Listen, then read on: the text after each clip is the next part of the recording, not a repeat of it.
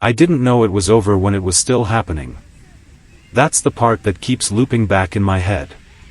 Not the moment I found out, not the words that were said later, but all the ordinary days before that, days that looked intact from the outside and felt almost normal from the inside. I was still making plans. Still believing explanations. Still measuring my life by routines that no longer meant what I thought they did. By the time the truth surfaced, something essential had already been taken. Not just trust. Something quieter than that. A sense of safety I didn't realize I depended on as much as I did.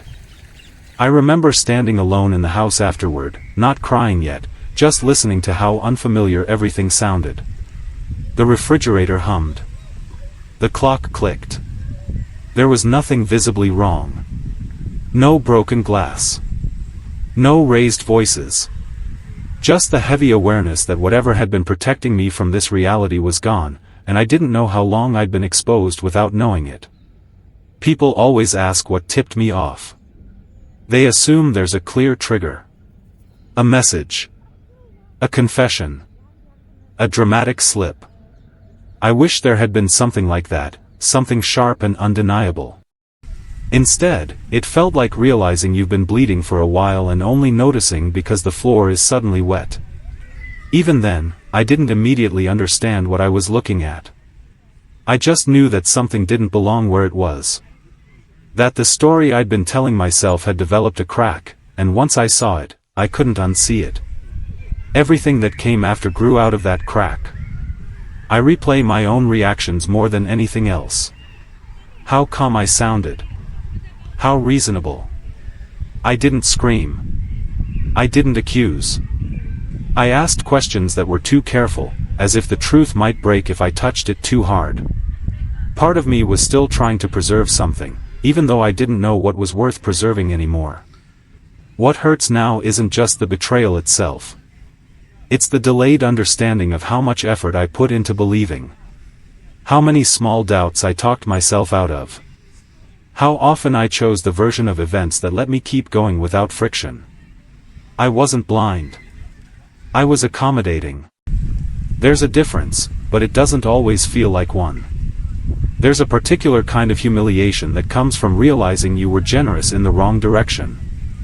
That your patience, your pride, your support were being accepted under false pretenses. I look back at moments that used to feel warm and feel something twist instead. Not anger exactly. Something colder. Like grief mixed with embarrassment. At the time, I thought love meant not interrogating everything. I thought trust meant assuming the best until proven otherwise.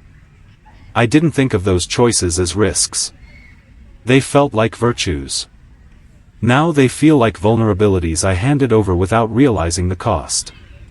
What's strange is that the world didn't end when I found out.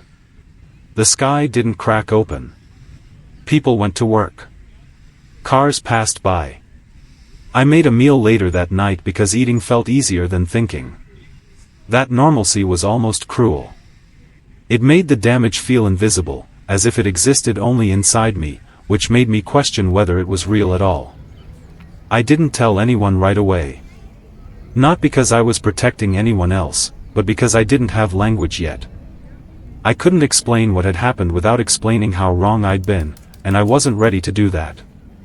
There's a special vulnerability in admitting not just that you were hurt, but that you were mistaken about the person you trusted most. Even now, I struggle to describe the exact moment everything shifted. It wasn't explosive. It was quiet. A realization settling in, heavy and undeniable. Like understanding you've been standing on unstable ground and it's finally given way, not with a crash, but with a slow, sinking certainty. I keep thinking about timing. About how if I had noticed earlier, if I had asked one different question, if I had listened to that brief flicker of unease instead of brushing it aside, maybe something would be different. But I don't know what. The damage feels cumulative, like it required time to fully form. Maybe the betrayal wasn't just what happened, but how long it was allowed to continue without my knowledge. There's also the unsettling realization that the person I thought I knew was capable of living in two realities at once. That while I was moving through my days with one understanding, there was another version of events unfolding alongside it, hidden but active. That knowledge doesn't just change how I see them. It changes how I see my own memories. Some moments still feel real. Others feel contaminated. I don't always know which is which. I used to think closure came from answers. From explanations that make things make sense. What I've learned instead is that sometimes clarity just shows you the size of the loss. It doesn't shrink it. It just outlines it more clearly, so you can't pretend it isn't there. I'm standing in that outline now, aware that something fundamental has shifted, even if I don't yet understand all the ways it will keep shifting. I only know that whatever I thought I was standing on before is gone, and I didn't realize it was disappearing until I was already falling. Before all of this, I would have told you my life wasn't dramatic. That was something I liked about it. It felt steady. Predictable in a way that made the future seem manageable, even when things were hard. Our relationship had grown slowly. Not the kind that burns hot and fast, but the kind that settles in around you without you noticing when it becomes permanent. We met during a period when neither of us was really looking for anything complicated. That was part of the appeal. There was no chasing, no games. Just long conversations that stretched later than planned, and a shared sense that being together felt easier than being alone. I took that ease as proof of compatibility. In hindsight, I see how much weight I put on that idea. We built a life in layers. First routines, then shared responsibilities, then the deeper stuff that comes when you assume you're heading in the same direction. Decisions were made with a casual confidence. We didn't talk endlessly about the future because it already felt decided. I mistook that quiet certainty for security. When we eventually committed fully to each other, it felt like a natural next step rather than a leap. I remember thinking how calm I felt about it. No doubts worth mentioning. No dramatic hesitation. I took that as a good sign. I told myself that love wasn't supposed to feel chaotic if it was real. We weren't perfect. We argued about small things. Money, time, who was more tired. The usual stuff. But even in conflict, there was a baseline assumption that we were on the same team. Disagreements felt contained, like they had edges. They didn't threaten the whole structure. That belief shaped how I responded to everything. When life got busier, I adapted. When his schedule changed, I adjusted mine. When stress crept in, I learned to soften my expectations. I told myself this was what partnership looked like in real life. Flexibility. Patience. Choosing the long view over the momentary discomfort. There were signs, maybe, that I didn't dwell on at the time. Small absences. Emotional distance that came and went.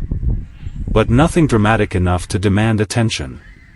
Nothing that couldn't be explained by exhaustion or pressure or the general wear of adult life. I trusted the narrative we had built together. I trusted it so completely that I didn't feel the need to inspect it too closely. Our home reflected that sense of stability. It wasn't extravagant, but it felt lived in. Familiar. The kind of place where things stayed where you left them. I took comfort in that. There's something grounding about knowing where everything belongs. I saw our relationship the same way. Even when something felt off, I assumed it would return to its proper place if I gave it time. I was proud of us. Not in a showy way, but quietly. I'd catch myself talking about him to other people and feel a small swell of satisfaction. I liked being the person who had built something solid. Who had chosen well. That pride made me defensive, even in my own mind. When doubts surfaced, I treated them like intrusions. I reminded myself of all the evidence that contradicted them. Years together. Shared history. Sacrifices made on both sides. Those things had to mean something. And they did mean something. Just not what I thought they meant. I believed trust was something you earned once and then carried forward. That if someone had shown up consistently enough in the past, they deserved the benefit of the doubt in the present. I didn't see trust as fragile. I saw it as cumulative. So when he told me about changes in his work, about new demands and shifting priorities, I accepted it. I didn't press for details. I didn't need them. I thought understanding meant not asking too many questions. Looking back, I realize how much of my identity was wrapped up in being that understanding person. I liked being reasonable, being supportive, being low maintenance. I wore those traits like badges of maturity. I believed they made me a better partner. There were moments when I felt lonely, even while sharing space. I noticed them, but I didn't linger there. Loneliness felt like a personal failing, not a warning sign. I told myself everyone feels that way sometimes. That it would pass. I filled the gaps with routine. Meals. Errands. Small rituals that gave shape to the days. I thought consistency was the same thing as connection. When friends complained about their relationships, I listened sympathetically, but I didn't relate. Not fully. I thought we had avoided those pitfalls. That we'd built something more resilient. It never occurred to me that resilience could also be a blindfold. I trusted him not because he'd proven he was incapable of betrayal, but because I couldn't imagine rebuilding my life around the possibility that he might be. The cost of that imagination felt too high. So I chose certainty. Or what I thought was certainty. Even now, when I think back on that version of myself, I don't see someone foolish. I see someone doing what made sense with the information they had. Someone who believed that love, once established, had a kind of momentum that carried it forward. That belief shaped every choice I made. It kept me calm. It kept me steady. It also meant that when the fracture finally appeared, it didn't just break the relationship. It broke the framework I'd used to understand my entire life. I didn't think of trust as something I was actively doing. At the time, it felt more like a stance I took toward the world. A way of being. I assumed it was passive, almost effortless. Only later did I realize how much work I was putting into maintaining it. Support was my default response to stress, especially his. When he talked about pressure or deadlines or expectations, I leaned in. I asked questions. I listened. I tried to make his life easier in whatever small ways I could. That felt like love to me. Anticipating needs. Smoothing rough edges before they cut too deeply. I learned his rhythms quickly. When he needed quiet. When he needed reassurance. When he just wanted to vent without solutions. I adjusted myself around those needs without thinking twice. It didn't feel like sacrifice. It felt like competence. When his work began to take up more space, I made room for it. That was the language we spoke without ever naming it. If something had to give, it was usually my time, my plans, my expectations. I told myself this was temporary. That it was an investment in a shared future. I didn't resent him for being busy. I admired him for it. I became his buffer. The person who absorbed the overflow so he didn't have to. If he was distant, I assumed he was tired. If he was distracted, I assumed he was overwhelmed. I reframed my own disappointment into empathy so quickly it became automatic. There were nights I went to bed alone even when he was technically home.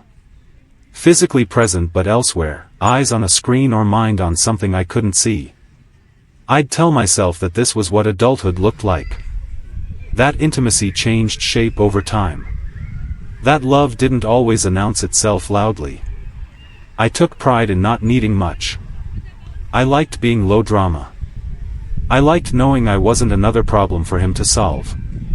That identity mattered to me more than I realized. When he started traveling more, I tried to be encouraging. I told him I believed in him. That I knew it was hard. I made those moments about him, not about what I was feeling. I thought that was generosity. I thought it would come back around eventually. Sometimes I'd pack things for him without being asked. Snacks he liked. Notes that said simple things. Nothing sentimental. Just reminders that someone was rooting for him. I didn't want to add pressure. I wanted to add comfort. I told myself that this kind of care built trust. That showing up consistently made a relationship stronger. I believed that effort was cumulative, like interest in an account. That every small act was contributing to something stable. When doubt flickered, I put it out myself. I'd hear an edge in his voice or notice how quickly conversations ended, and I'd explain it away.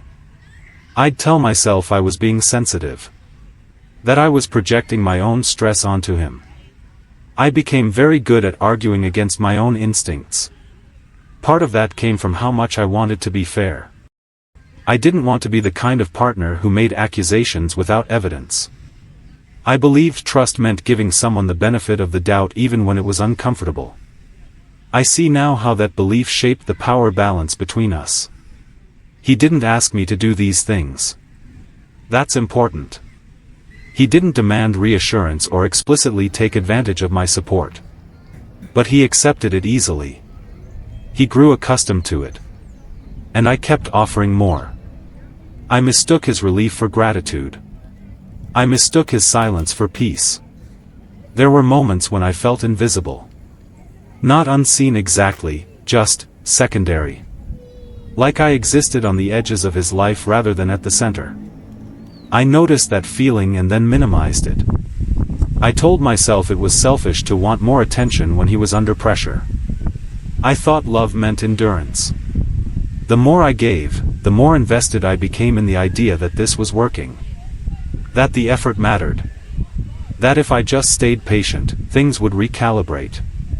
I talked about him with pride to other people. I defended him when friends questioned his availability. I explained his absence before anyone asked. Those explanations became rehearsed. Familiar. Comforting in their consistency. I didn't realize how much of my identity was tied to being the person who understood him. Being supportive gave me a sense of purpose.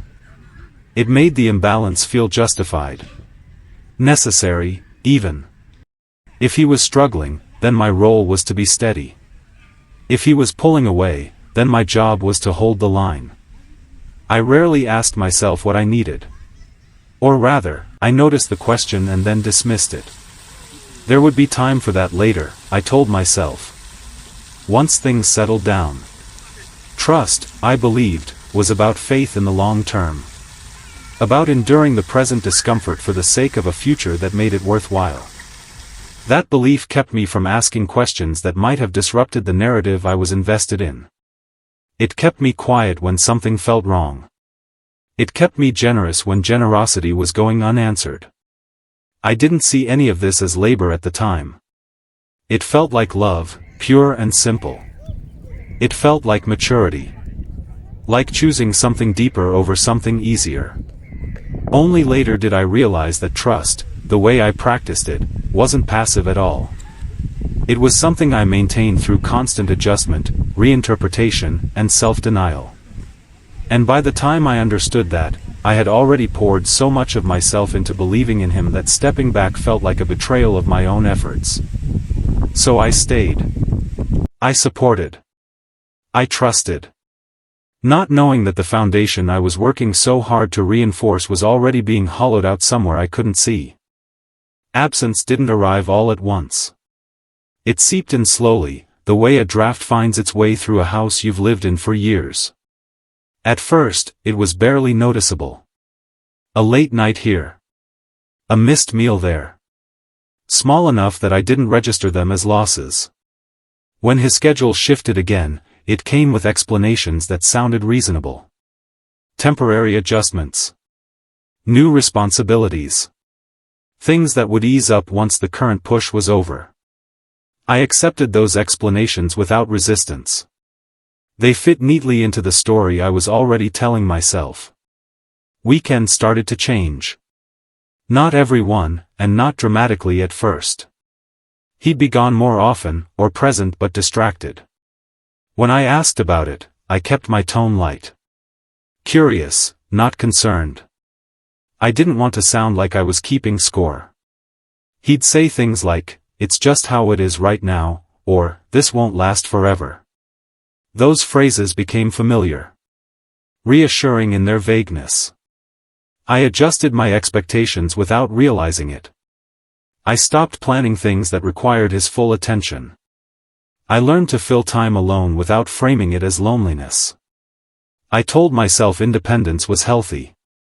That we didn't need to be attached at the hip to be close. The gaps grew wider, but they also grew quieter. When he was away, communication became efficient rather than intimate. Short messages. Updates that felt more like check-ins than conversations. I told myself he was busy. That reading into it would be unfair. If something felt off, I swallowed it. Not because I didn't feel it, but because I didn't know how to articulate it without sounding dramatic. Absence is hard to argue with when it comes disguised as obligation. There were times I'd rehearse what I might say if I did bring it up. Nothing confrontational. Just honest. But by the time he was back, the moment would pass. He'd look tired. Grateful. I didn't want to add weight to that. So I didn't. I started measuring time differently. Not in days together, but in stretches apart. The rhythm of the relationship changed, and I changed with it. I became more self-contained. Less inclined to share small details of my day. It didn't seem necessary if he wasn't really available to receive them. We still lived in the same space, but it felt like overlapping schedules rather than shared time. I noticed it most in the quiet moments. The pauses where conversation used to settle naturally. Now they felt awkward, like we'd lost the habit of filling them. I told myself this was normal. That long-term relationships evolved. That closeness didn't always look the same. I repeated those ideas often enough that they became facts. There were moments of guilt, too. When I felt frustrated, I'd remind myself of everything he was carrying. I didn't want to be another source of pressure. I didn't want him to feel like he was failing at home as well as everywhere else. That guilt kept me compliant. It softened any urge I had to push back. When friends asked about him, I spoke in generalities. Busy. Traveling. Work stuff. The words were vague, but they carried confidence. I believed them when I said them. I also stopped noticing how much effort it took to keep believing. Absence, once normalized, has a way of reshaping reality. You stop expecting presence. You stop missing what you no longer allow yourself to want. I didn't see that happening in real time. I only felt a dull sense of waiting that never quite resolved.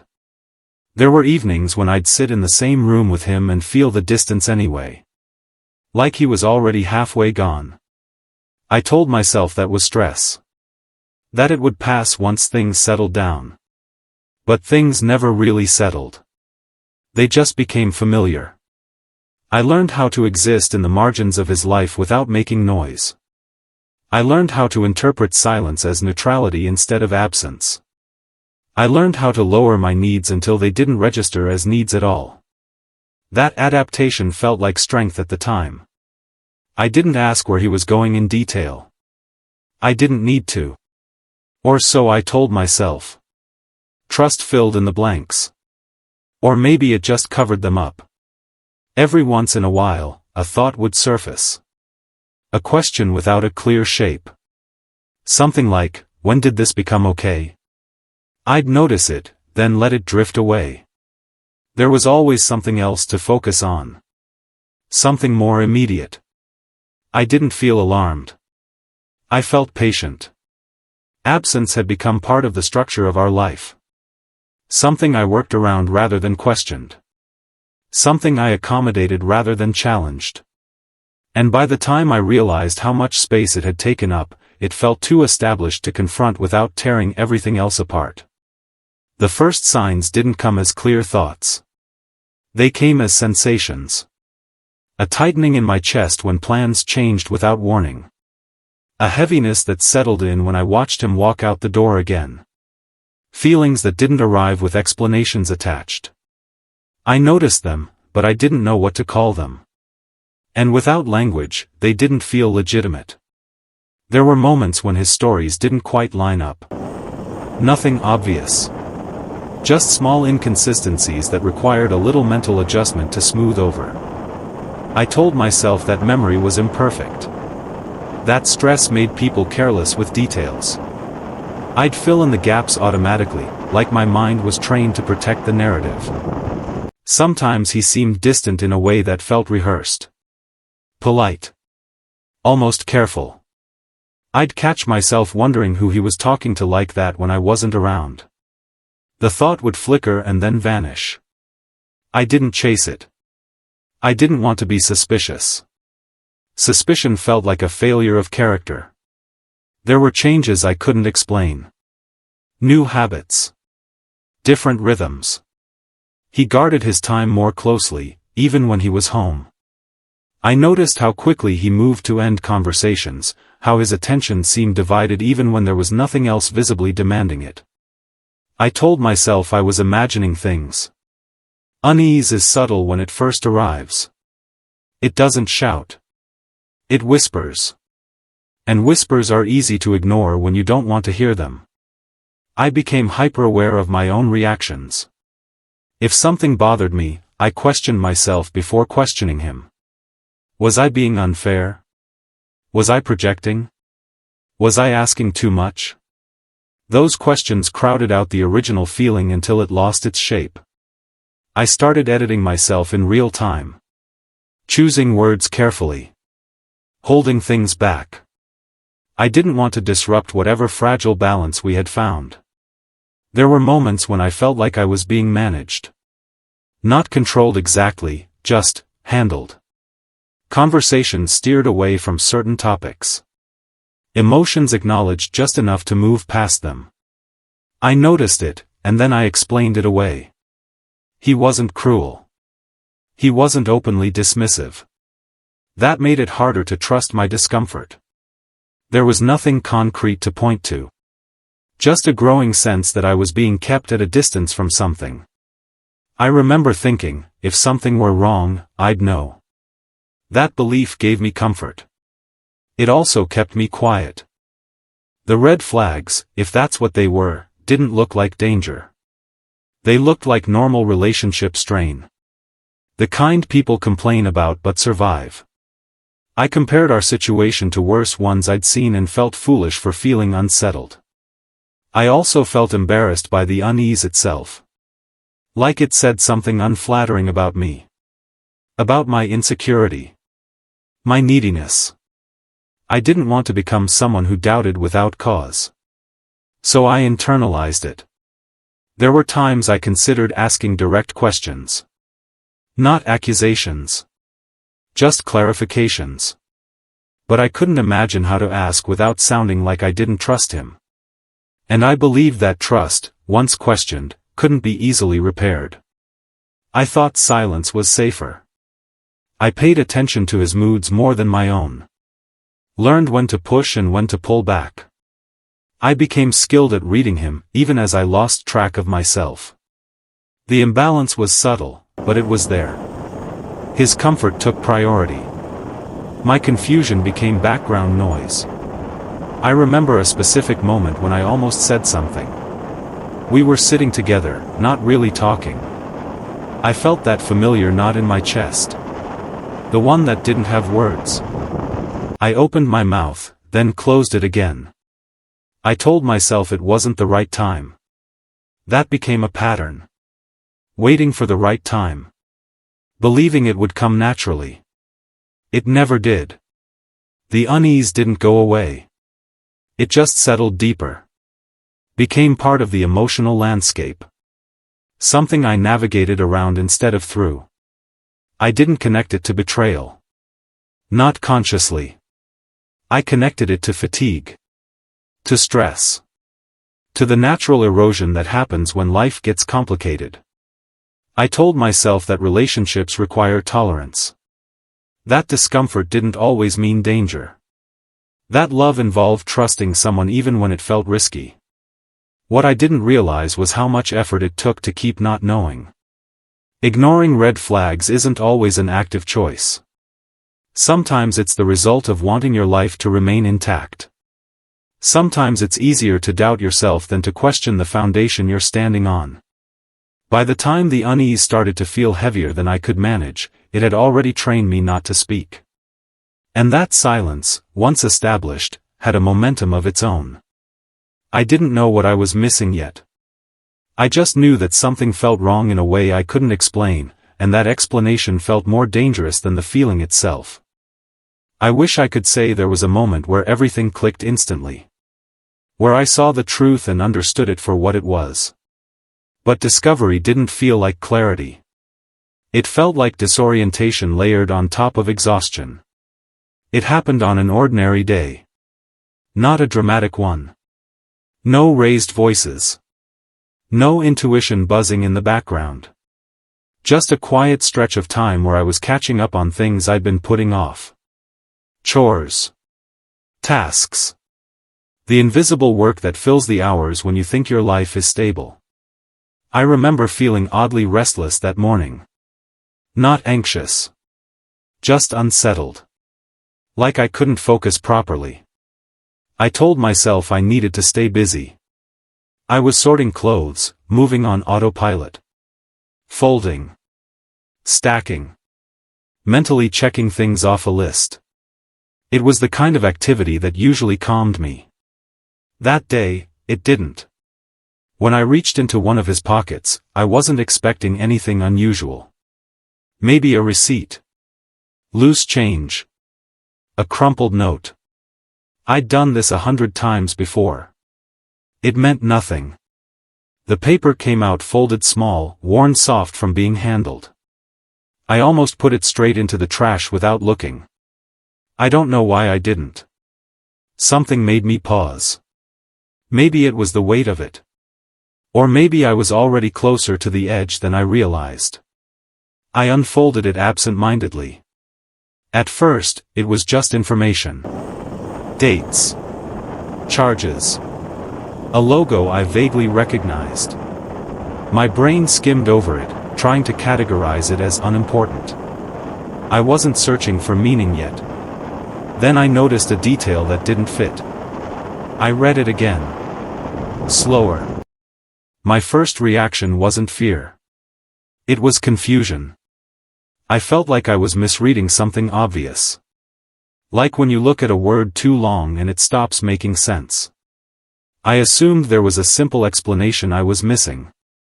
I checked the dates. They lined up with a time he'd been away. That didn't feel strange. I checked the location. That felt off.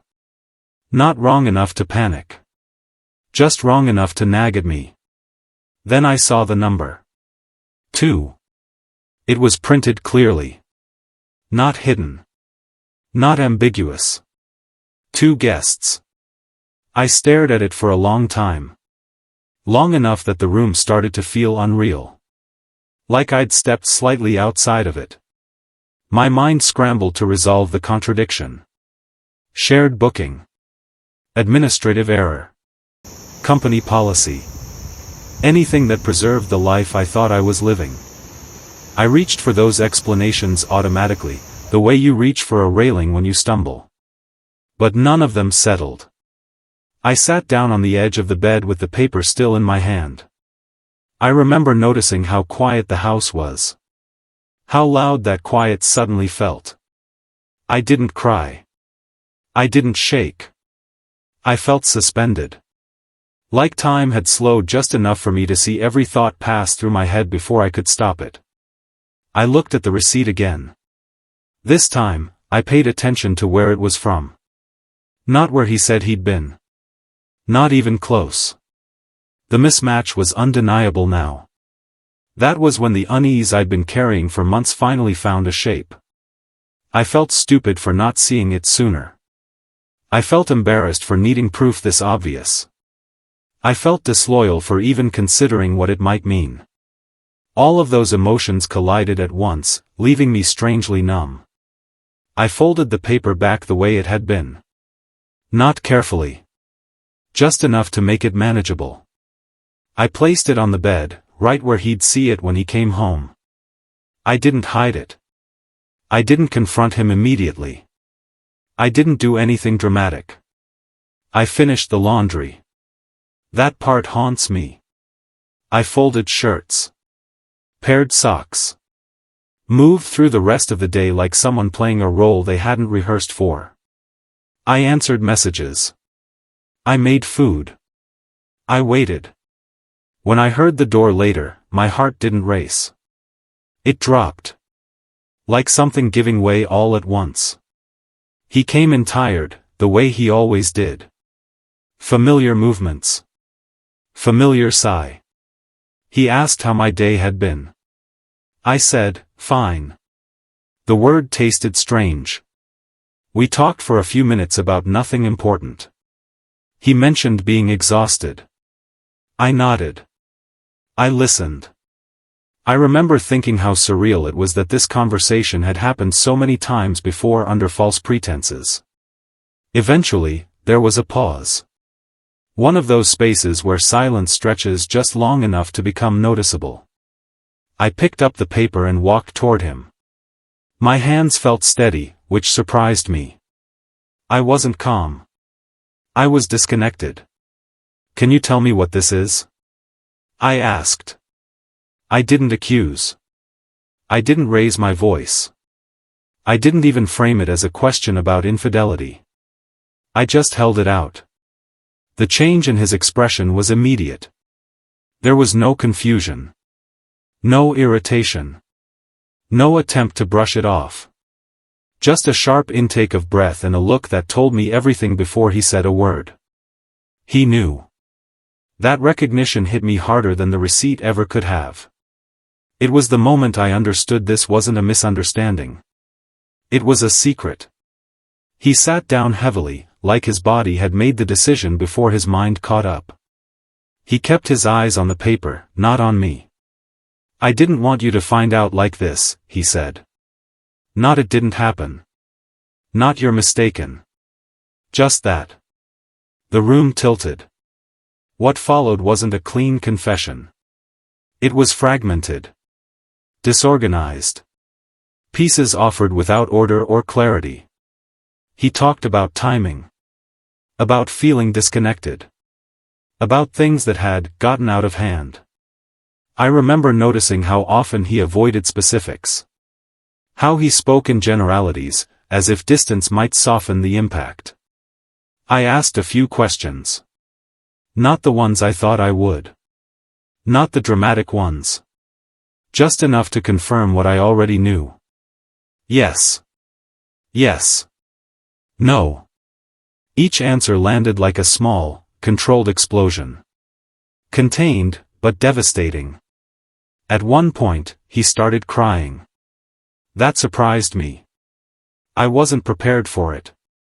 Part of me felt an instinctive pull to comfort him, and that realization made me feel sick.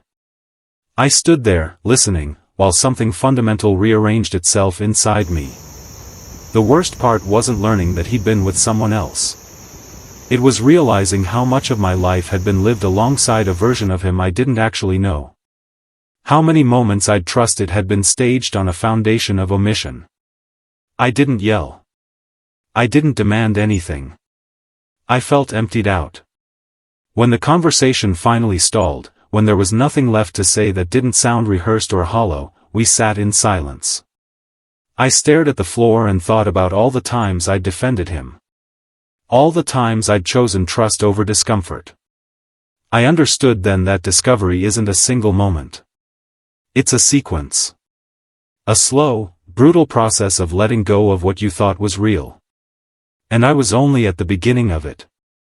I still remember the way he looked at me when I held that paper out. Not shame exactly. Not fear either. Just a raw, almost physical recognition that the veil had been lifted. It was as if he knew the rules had changed, even though neither of us had agreed to it. He didn't dodge the question. He didn't lie. He just collapsed into a version of himself I hadn't seen before, a mixture of panic, shame, and helplessness that I didn't know how to respond to. My first instinct was to speak, to ask a question, to demand some kind of clarity. But the words didn't come. My mouth went dry, my chest felt heavy, and I realized that whatever conversation we were about to have wasn't going to resemble the ones we'd had before. "I didn't mean for it to go this far," he said, his voice shaking in that odd, raw way that makes your stomach twist. "I didn't mean to hurt you." It wasn't an explanation. Not really. It was a desperate statement meant to fill the space between us with something resembling remorse. I wanted to respond, to say something sharp or accusatory, but the sentences I rehearsed in my head earlier felt shallow now. Words felt useless. I noticed small details I hadn't before, the way his hands trembled slightly as he ran them over his face, the unevenness of his breathing, the way he avoided meeting my eyes. For years, I'd trusted him to show up consistently. Now, the consistency itself had betrayed me. I tried to process it logically, but my thoughts scattered immediately. I went through every conversation we'd had over the past months, every absence, every small shift I'd dismissed as normal. The paper wasn't just a receipt. It was confirmation of a narrative I had refused to see. It was the proof that the life I'd thought we were building had been a careful illusion.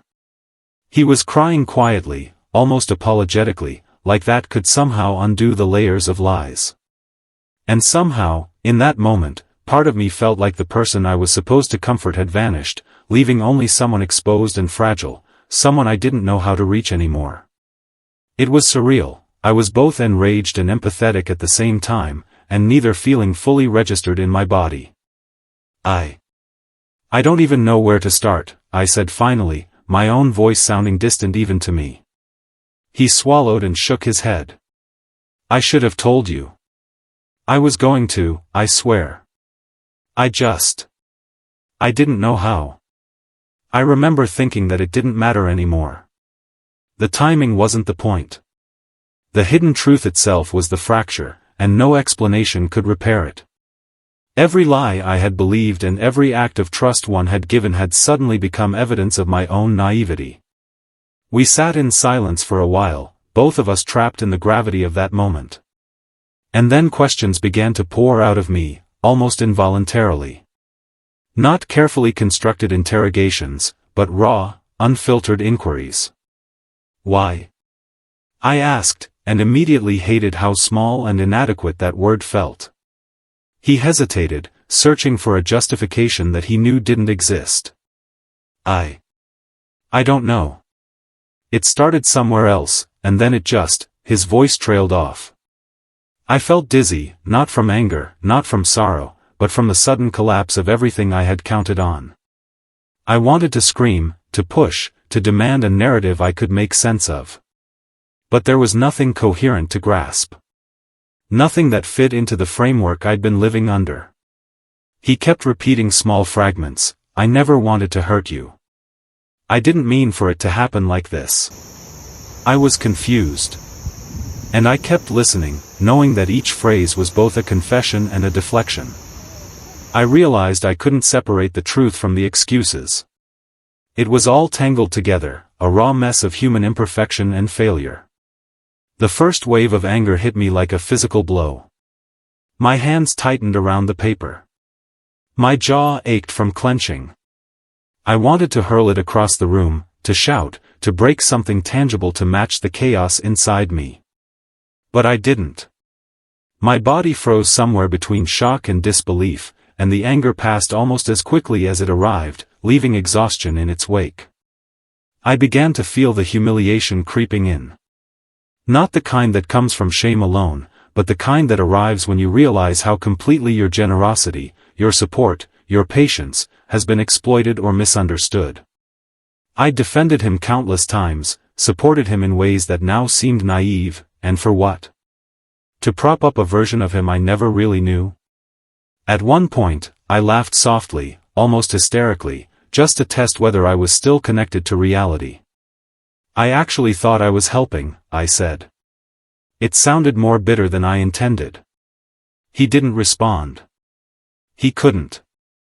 The conversation twisted into confessions that seemed only partially remembered, half-spoken truths that made my head spin. I realized that I had spent months, maybe years, compartmentalizing feelings that now demanded attention all at once.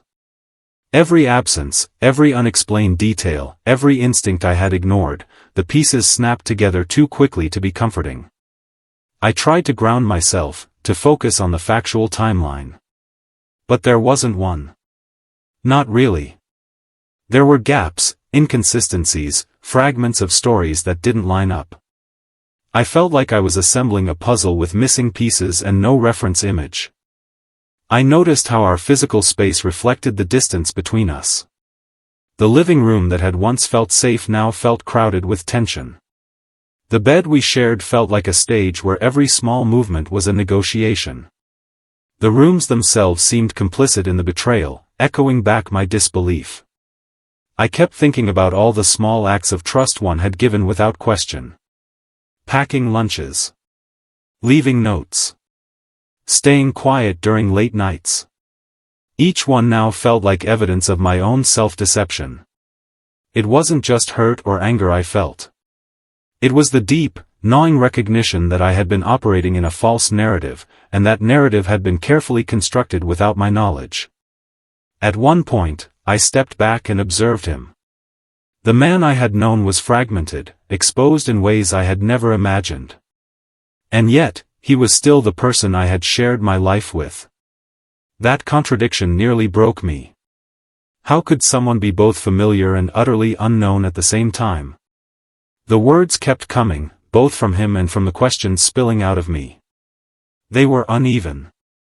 They collided. There were pauses, moments of silence thick enough to choke on. I felt like I was watching the structure of my life crumble in real time, unable to stop it. Eventually, I realized I couldn't process it all at once. I had to breathe, to step back, to let the initial shock settle somewhere in my body. But even as I tried, the weight didn't lift. It pressed down harder, a reminder that nothing would ever return to the way it had been. I wanted answers that didn't exist. I wanted to rewind time. I wanted the comfort of ignorance. None of that was available. The conversation didn't resolve. It didn't even begin to. It only expanded the fracture, widening it into a chasm I could see but not cross. And through it all, one thought kept repeating: the person I thought I knew had been hiding in plain sight. And I had been complicit in believing he was someone else. By the time the first confrontation ended, I was hollowed out. Not numb, exactly, but emptied. My emotional reserves had been drained by the sheer intensity of the revelation and the impossibility of understanding it fully. I realized something crucial then: confrontation doesn't fix anything. It only exposes the truth, and the truth can be unbearable. The way he looked, the way he spoke, the way he broke down, it was all real. And yet, it didn't undo the betrayal. It didn't restore what was lost. It simply confirmed the depth of the collapse. I sat in silence after that. The room was still. He was still. And I knew that nothing in our lives, or in me, would ever be quite the same. Even now, when I think back, that moment feels like standing on the edge of a cliff, looking down into a void I didn't know existed. And knowing that once you see it, you can never unsee it. I didn't realize how deep the humiliation ran until I was alone later that evening. Alone, and still in the same house, breathing the same air we had always shared, but now everything felt alien. It wasn't just that he had been unfaithful, it was how thoroughly the betrayal had rewritten my understanding of myself. I started with the small, almost absurd things. The lunches I'd packed. The notes I'd left. The encouragements, the little reminders that he was supported, that I was proud of him. Every act that had been meant to nurture the connection now felt like a testament to my own naivete. I had invested so much energy, and in the end, it had been operating under false pretenses. I remembered thinking, how could I not see this? How did I miss it?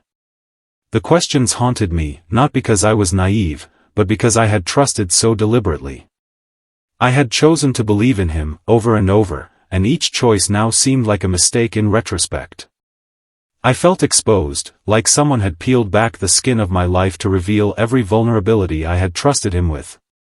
There was a physical sensation to it, too. The hollow ache in my chest that didn't fade.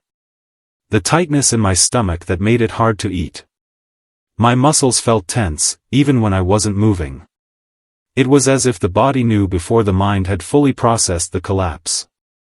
I went through old memories, one by one. Moments I had cherished, weekend breakfasts, conversations long into the night, his laughter, the way he'd looked at me when I thought he was completely focused on me. Each memory felt tainted now, reframed by knowledge I hadn't had. The very foundation of my life had been subtly rewritten without my consent. I hated myself in small, sharp increments. Not for feeling hurt, that seemed reasonable, but for allowing myself to believe. For excusing oddities and lapses. For interpreting his absences as stress rather than warning signs. I blamed myself for the failure of my own judgment, as if trust could be a crime.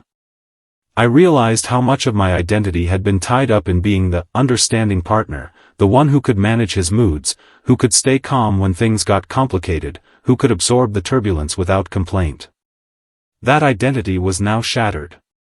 The traits I had prized in myself, patience, generosity, empathy, suddenly felt like weaknesses that had left me exposed. I kept replaying his words from the confrontation, the fragments of half-confessions.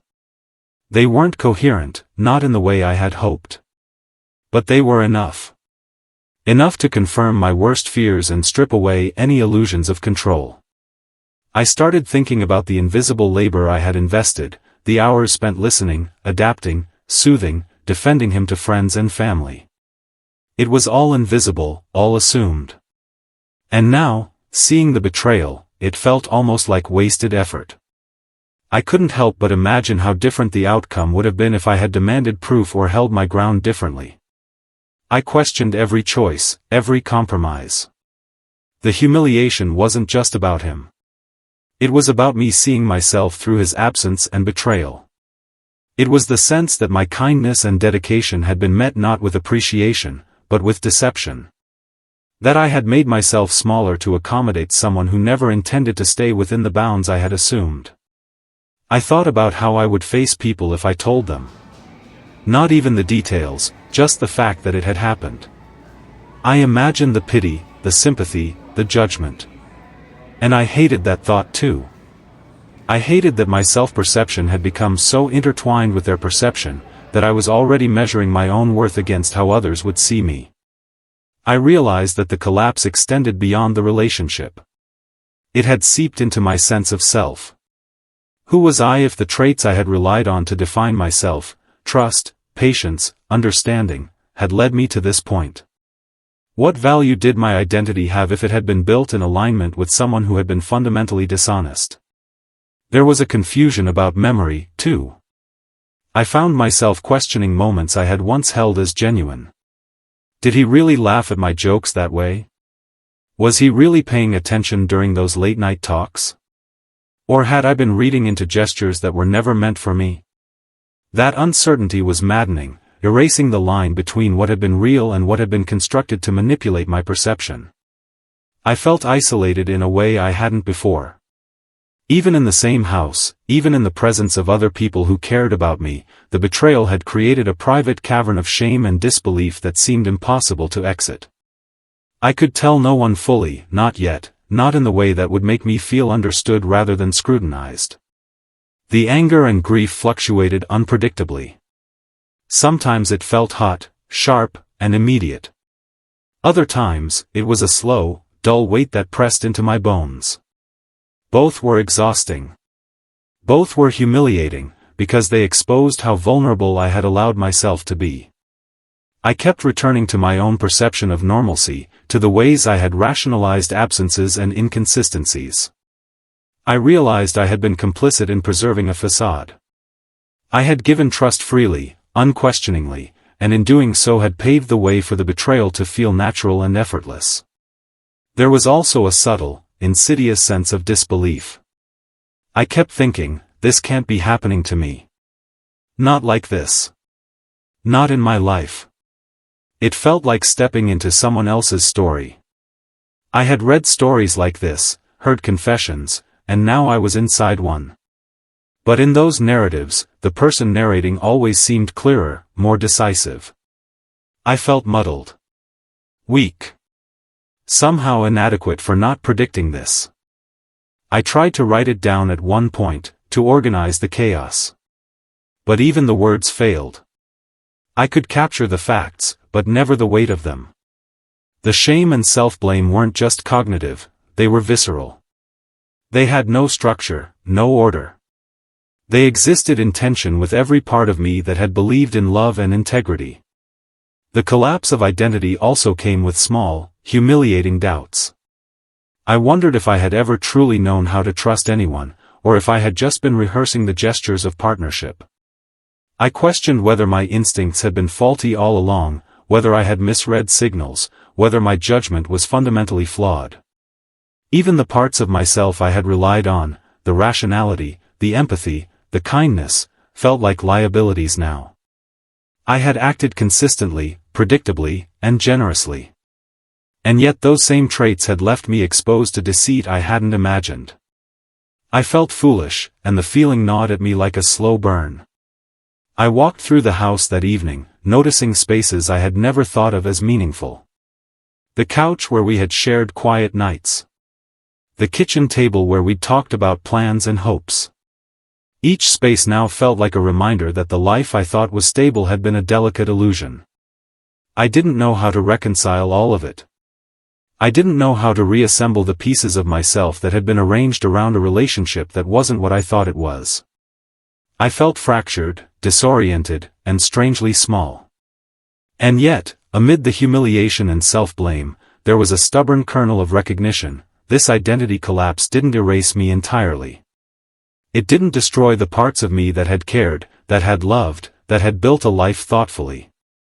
But those parts now had to survive alongside the sharp awareness that they had been misaligned with reality for so long. By the end of the night, I was left in a quiet, hollowed-out state, staring at my reflection in the mirror and not quite recognizing the person looking back.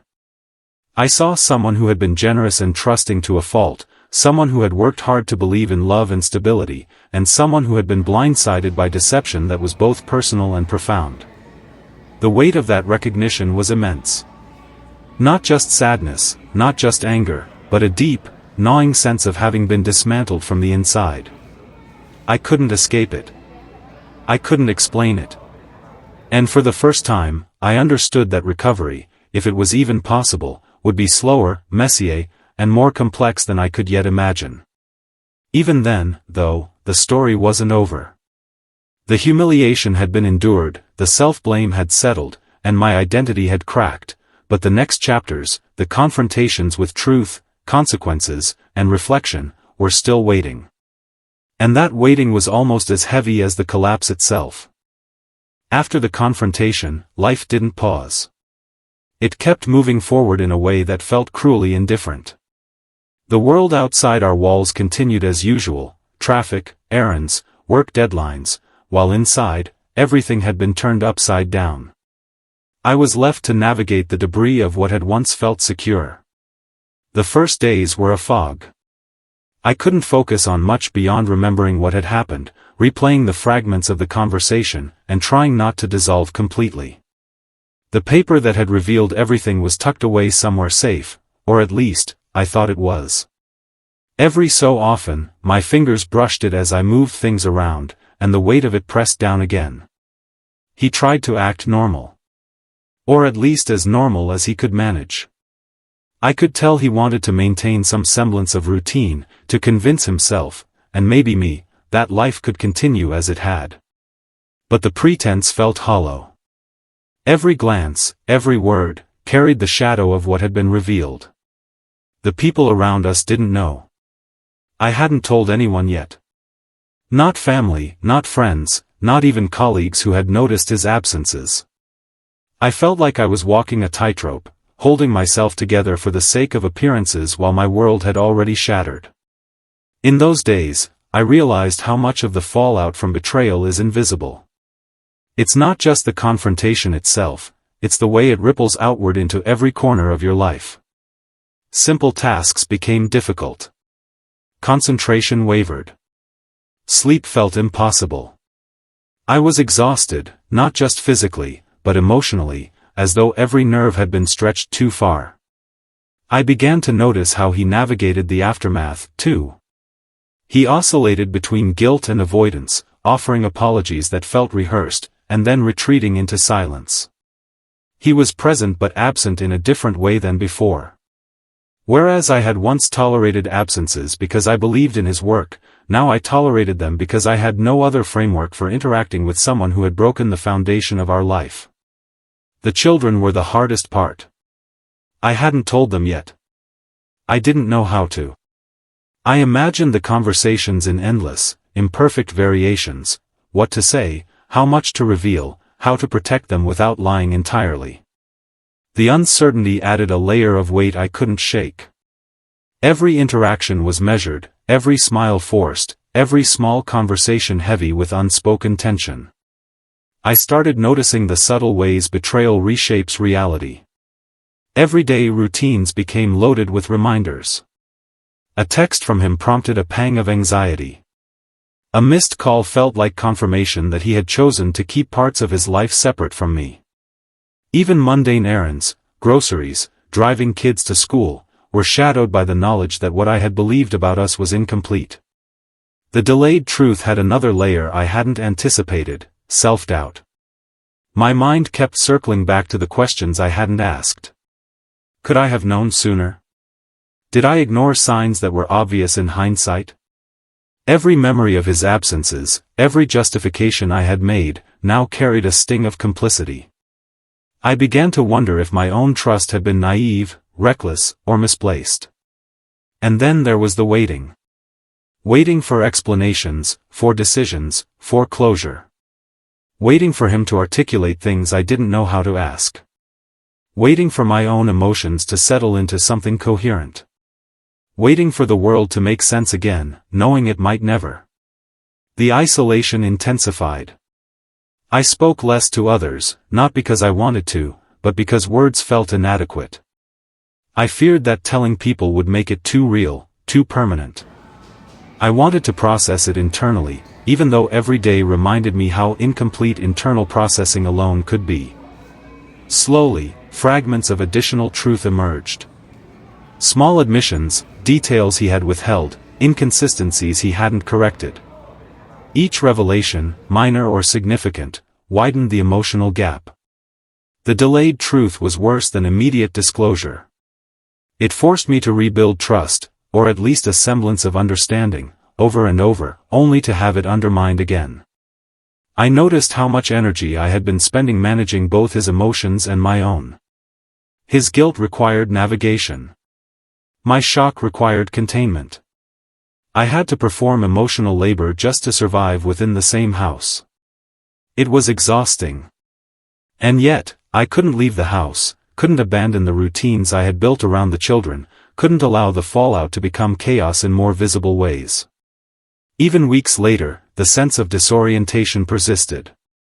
I would catch myself zoning out mid-task, thinking about what had been hidden, wondering who he had been with, what they had done, and how long it had been going on. I realized that the emotional fallout didn't respect schedules. It infiltrated every quiet moment, every mundane interaction. I also noticed how betrayal changes perception. I found myself scrutinizing every message, every small inconsistency, every gesture. My mind catalogued and interpreted, catalogued and reinterpreted, searching for patterns, for confirmation, for reassurance that I wasn't entirely wrong in what I had discovered. But the search was endless. Trust, once fractured, cannot be restored simply by observation. The delayed truths made me cautious. I withheld judgment, tempered questions, tried to measure reactions. Part of me wanted to confront him continuously, demand total transparency. Another part feared that knowing everything might destroy me completely. I was trapped in the tension between curiosity and self-preservation. Friends and family began to notice subtle changes in me. I smiled less easily, laughed more faintly, moved through conversations like I was physically present but emotionally elsewhere. Some asked if I was stressed or tired. I nodded, offered vague explanations. No one could know the full scale of the rupture inside me. I realized the fallout wasn't just emotional. It was logistical, cognitive, and relational. I had to reorganize my life around new realities I wasn't ready to accept. Things that had once felt stable, the house, the schedules, the routines, now carried the weight of mistrust.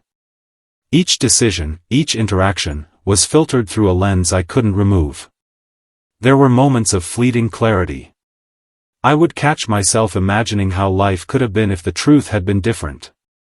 Those moments were sharp, almost painful, because they highlighted the enormity of what had been lost. But they also served as a reminder that life continued, whether I was ready or not. The delayed truth forced me into a liminal state. I wasn't fully grieving the relationship as it had been, because it had been built on deception. I wasn't fully preparing to move forward, because so much remained unresolved. I existed in the tension between past and present, between what had been believed and what was real. Through all of this, I realized that fallout isn't a single moment. It's a process that stretches across time, gradually reshaping every part of life. It's the invisible weight you carry when others don't know, when you don't yet know the full story, when you're left to reconcile your own emotions with a reality you didn't anticipate. By the end of those first weeks, I understood one truth: betrayal doesn't simply end in confrontation. Its effects ripple outwards, delayed and uneven. Truth arrives in fragments, and those fragments are heavy enough to reshape a life entirely. I had survived the initial discovery, but the fallout had only just begun. And I knew, even then, that the slow emergence of hidden realities would continue to define how I experienced trust, love, and the possibility of rebuilding for years to come. Sitting in the quiet of the house long after he had gone to bed, I kept turning the same thought over in my head: how do you even begin to make sense of this? The betrayal had already fractured so much, my trust, my sense of security, my identity, but the moral question at the center of it didn't have an answer. At least, not one I could settle with. I thought about all the small ways I had tried to protect the relationship. The lunches packed, the notes, the patience, the compromises. Every act I had intended as support now felt like a quiet surrender, evidence that I had built a life on faith rather than proof. And yet, I couldn't shake the feeling that in loving this person so fully, I had been acting rightly. I had been generous. I had been loyal. But loyalty without reciprocity isn't just painful, it's destabilizing. I felt like my values had been tested in a way I wasn't prepared for, and that test was still ongoing. I wondered if love alone was enough to hold a relationship together when it collides with deception. I realized that what I had assumed was moral clarity, trust, commitment, patience, had no guarantee of being rewarded. I tried to consider his perspective. Not to excuse it, there is no justification for betrayal, but to understand why he had made the choices he did. Confession had come in pieces, fragmented, almost mechanical in its delivery. He seemed aware of the damage he caused, but awareness didn't erase the consequences. Awareness didn't fix the loss of trust or the reshaping of my life. And in that awareness, I found no solace. Only the reminder that morality isn't always neat. The children weighed heavily on my mind. Their world hadn't changed yet, or at least, they hadn't been told, but I knew it would. How much did they deserve to know? How much could they handle? And who bears the responsibility for their understanding and emotional safety when one parent has been deceptive? That question didn't have a neat answer either. The fallout extended beyond the two of us, it reached into every relationship we had built together. I thought about the people around me, friends, family, colleagues. Most of them would judge without knowing all the details. Some might be sympathetic. Some might offer advice that felt simplistic or unhelpful. And yet, the moral question persisted internally, pressing on me more than anything external could. What does it mean to act rightly in a situation where right and wrong are tangled together? Part of me wanted to draw a line in the sand, to declare who was right and who was wrong and move forward with that clarity. But real life doesn't work that way. Betrayal isn't a single act that can be categorized neatly. It's a series of decisions, some conscious, some reckless, some ignorant, that cascade into consequences far beyond the original choice. The morality is messy because the outcomes are complex. I reflected on my own choices too. I had ignored signs, rationalized oddities, and given trust freely. Did that make me naive? Did it make me complicit in my own undoing? Or was it the truest expression of my values, even if the universe didn't reward them? I couldn't decide. The questions circled endlessly, like a storm with no eye. There was also the question of forgiveness. Could I forgive someone who had so fundamentally undermined the trust between us? And if I could, what would that forgiveness look like? Could it coexist with the pain, with the humiliation, with the knowledge that life as I had imagined it was irrevocably changed? Forgiveness didn't feel simple. It didn't feel moral in a conventional sense. It felt like a negotiation with my own boundaries and limits. I realized, slowly, that part of the moral question was also about survival. What does it mean to act rightly toward yourself after your trust has been shattered? To preserve your own sense of integrity while processing the betrayal, humiliation, and self-blame? I had spent so much energy thinking about him, thinking about us, thinking about what I should have noticed, that I hadn't fully considered how to act rightly for myself. And yet, even that reflection was complicated. Acting rightly for myself might mean ending the relationship entirely. Or it might mean staying, with new boundaries, new rules, a new understanding of trust that had been broken and rebuilt. Both options felt morally charged, as if choosing either would make me somehow guilty, either for abandoning the familiar or for tolerating what had been intolerable. I noticed, too, how time shaped the moral landscape. In the first days, the choice seemed impossible. In the weeks that followed, the edges softened, but the weight remained. Perspective offered some clarity, but not answers. The unanswered question lingered: can morality be preserved when the rules of the relationship itself have been rewritten by deception? I thought about the moments of kindness and support I had offered, and I realized that their moral value didn't disappear just because the trust had been broken. My generosity, my empathy, my patience, they were still part of who I was. But they existed in tension with the betrayal I had endured. That tension was the center of the moral ambiguity I faced. The more I reflected, the more I understood that this ambiguity would likely never fully resolve. Life isn't a story with neat endings. There is no narrator to confirm right and wrong. There is only the process of living, responding, surviving, and making choices in the shadow of loss and deception. I found myself thinking about the future. About what relationships might look like, how trust could be rebuilt, whether I could allow myself to hope again. Even that projection carried moral weight. To hope was to risk vulnerability, to remain guarded was to preserve safety. Both were morally charged decisions, because they affected not just me, but the people I cared about and the life I was rebuilding. In the end, I understood something crucial: the unanswered moral question is part of the fallout. It is as tangible as humiliation, as heavy as grief, as destabilizing as betrayal itself. It cannot be erased. It cannot be resolved neatly. And yet, living with it is inevitable. I also realize that living with it does not mean inaction. It means reflection, observation, and cautious decision-making. It means honoring the truth of what happened while also deciding how to continue. The moral ambiguity is not a barrier to life, it is part of the landscape in which life continues. And so I sit with it. With the knowledge that trust can be shattered, that self-perception can collapse, and that the consequences of betrayal extend far beyond the act itself. I sit with it, acknowledging that morality is not always clear, that answers are rare, and that the right choice may not exist in the way I once imagined. The question remains, hovering in the quiet spaces, when someone you trusted most betrays you, what does it mean to act rightly, not just toward them, but toward yourself? And I don't know. I don't have an answer. But I keep asking.